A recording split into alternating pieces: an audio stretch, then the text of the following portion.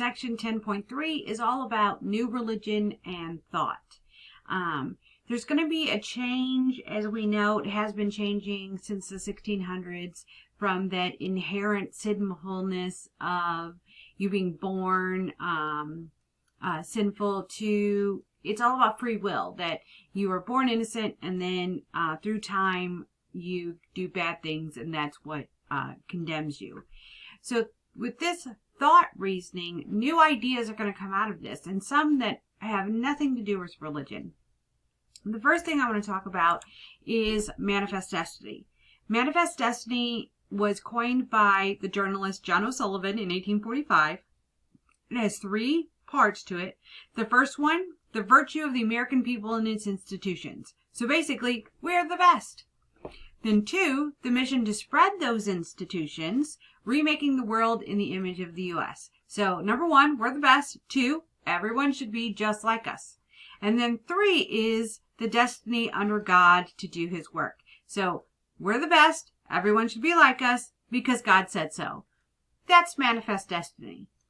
The American mission to promote and defend democracy throughout the world is what manifest destiny is used for. The United States was destined, according to John O'Sullivan, to expand across the continent.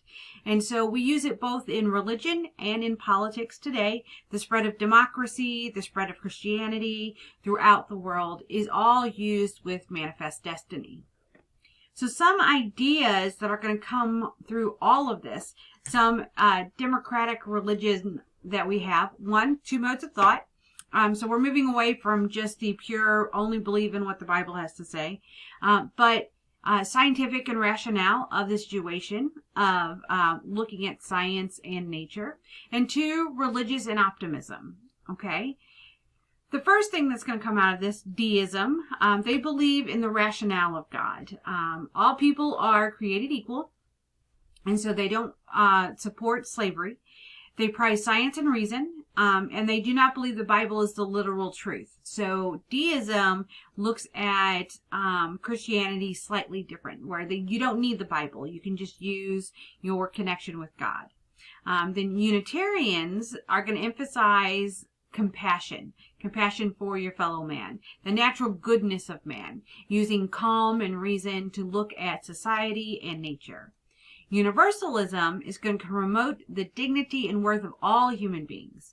They very much, the working class poor, follow universalism. They say hell doesn't exist. So how can hell exist if their life is already completely horrible? In 1961, Unitarians and Universalists are going to merge into one group. So out of all of this, we also have a Protestant movement called the Second Great Awakening.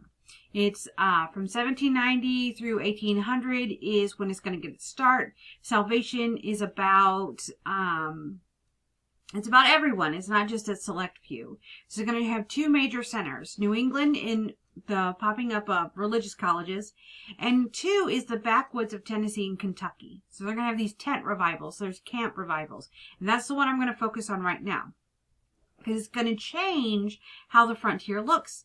And so we have this frontier revivalism spirit, growth of traveling evangelicals, camp meetings. These are mass revivals where Christians will come together and have these little camp meetings. So people from all over, all throughout the county would come together, and they would spend a week together, camped out, doing these religious ceremonies. It's very family oriented. For women, this was their social outlet, and that's the important thing here.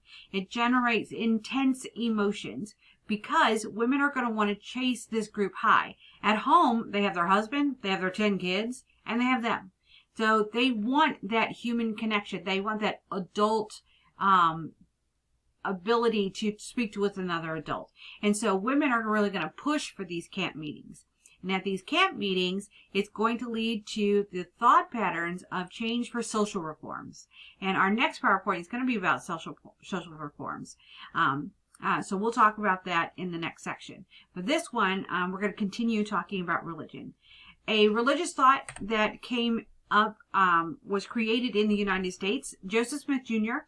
is going to form up the Mormon denomination of Christianity. He's a child of Vermont farmers. In 1823, at the age of 18, he says that an angel appeared to him and told him of a set of golden plates, and that he has information about a group of people who arrived 2,100 years before Columbus does. So this is BCE, before current events. In 1830, he's going to publish the Book of Mormon, which is the translation of those golden plates, and he's going to establish his church in upstate New York. He claimed that there was only one true religious idea, and that is Mormonism, that everything else is false. Within a few years, he has a few thousand followers. Smith is then going to start kind of acting like a dictator, and he builds his armies of supporters. And this is going to cause problems. He puts his faith and says that there's a lot of secret rituals in the Mormon religion at that time. And so he tells his followers to not abide by local laws, that civil government is not true, the U.S. Constitution is not something they should follow, they should only follow the Book of Mormon. And he himself is on a regular basis getting information from God that, where he can add to the Book of Mormon. They were pushed out of New York because their inability to follow local laws. So in 1831, they're going to move the church to Kirtland, Ohio. Some are going to go past Ohio into Jackson County, Missouri. That's roughly where Kansas City is in Missouri itself. So in 1833, after a couple of years of the same thing, them not abiding by local laws, Missouri basically tells them to get out. 5 years later, the Missouri governor, Lilburn Boggs, who now just cannot stand them, issues what is known as the extermination order. So basically, if you won't leave, we're going to force you to leave. So Joseph Smith Jr. is going to move his followers to Commerce, Illinois. Smith decides that he really likes the power of being in charge. He really likes what goes on in the church. He thinks he can be president. And so he, in 1844, is going to announce not only that he's going to run for president, but also now that he wants to add plural marriage, meaning that all men within the Mormon church has the ability to marry as many women as they want. Women cannot do the same thing, only men. This is only for men. So Smith then goes, and we have record where he ordered the death of his rival. He was going to murder his rival. So Smith and his brother, who are involved in this conspiracy to commit murder, are going to be arrested. But on June 27th, 1844, an angry mob is going to come to them, go to Ohio where they're being held, and they want him out. Not because they're Mormons and they want to free him, but it seems that Joseph Smith Jr. and his brother have committed fraud.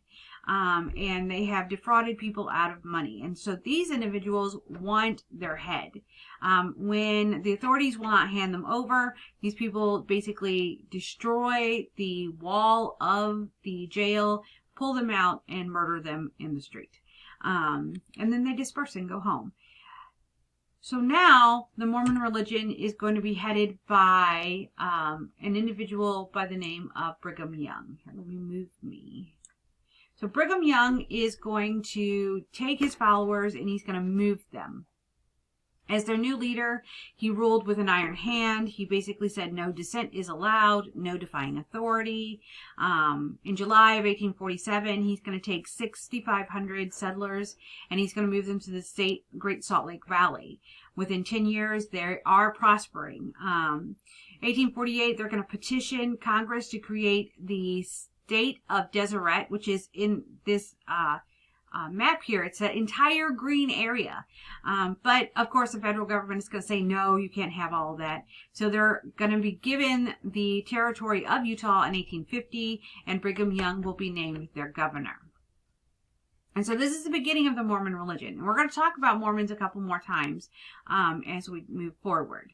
But that is something that came out of the United States, denomination that started here.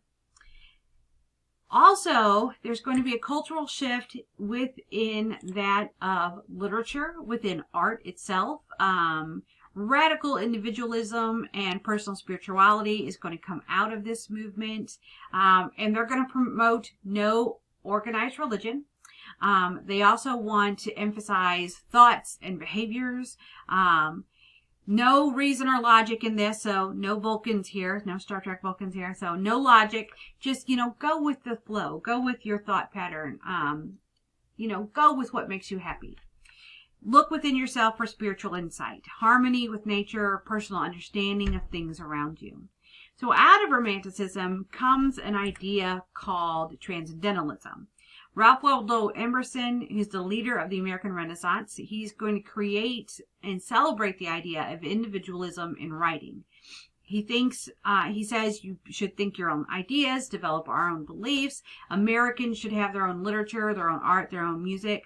Up until this time, a lot of the things that came out of the United States were written about that of Europe and back home in England. So Emerson is going to promote the idea of writing about what is going on here. Transcendentalism, personal improvement through spiritual awareness and self-discipline, push for personal growth in communion with nature. God can only be found in nature.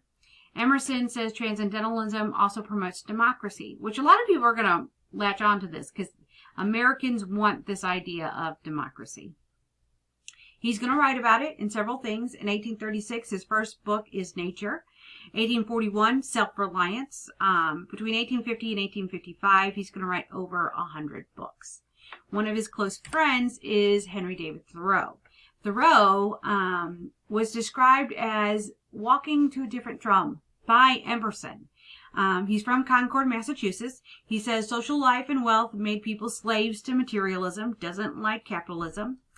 He also believed sexual relations were disgusting, suspicious, human beings should not touch. He was a little bit of a germaphobe. In 1844, Emerson purchases 14 acres on Walden Pond. Thoreau then builds a one-room cabin on the shores of Walden Pond, and in July of 1845, he moves in there. He really dislikes going into public. In 1849, he's going to write Civil Disobedience, and then shortly after, he's going to publish Walden. Walden is his description of how his life was in his cabin on Walden Pond. It is not the most stimulating of books, but it is a very good discourse on transcendentalism and individualism. Other literary giants that come out of this area that are Americans. Nathaniel Hawthorne writes about sin and its consequences. He's at the upper left here. He wrote The House of Seven Gables and The Scarlet Letter. Emily Dickinson, who is in the upper right, she's going to write about life, death, fear, loneliness. She's a poet. She led a very solitary existence. She never married. She wore black her entire life because she was in love with a priest, and a priest that she could never have. So that's going to really kind of dictate of how she lives her life.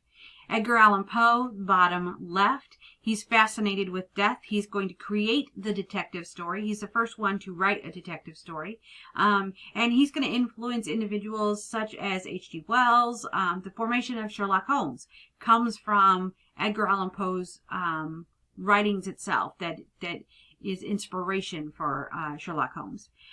He's going to write The Raven. He's going to write The Telltale Heart. And then Walt Whitman, who is at the bottom right, he is openly gay. One of few people in that time period in the 1800s who did not care what you thought about it. He was openly going to be who he was. He wrote about being life as a gay man in a form of poetry. Leaves of Grass, which was considered super vulgar at the time. Leaves of Grass is considered to be the longest poem in history. It is over 900 stanzas long. And it's a metaphor for life, love, just everything that is part of human existence. Leaves of Grass covers it. So these are just some our first true literary giants in the United States that wrote about America, wrote about the U.S., and didn't write about the fantasy of back home in Europe. And so they're going to be very important in the American Renaissance itself going forward. So now you're going to move on to section 10.4, which is all about social reforms.